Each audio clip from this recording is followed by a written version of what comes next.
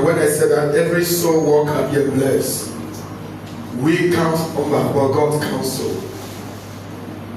So we look at number, but what does God look at? God look at the soul.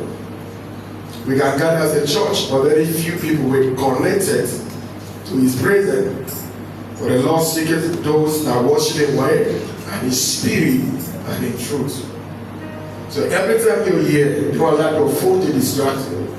Don't allow anything to distract you. Remember one time I was in church, I had issue with one person because he was trying to really talk to me in the church.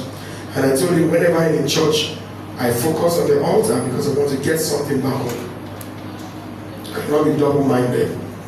So I never want to be double-minded. The Bible called him unstable as water. They said they received nothing. Absolutely nothing where? From the Lord. So we count numbers, but God does what? Count soul. That's what the Bible says. What shall it profit a man that after gaining everything on earth, can do what? Losses. So there's something that God wants to do with you this morning. Tell your neighbor, I walk in power. I walk in power. Walking in power. Walking in miracle. I live a life of favor.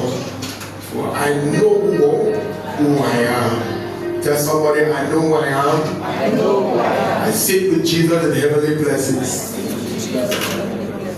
Father of principalities and power.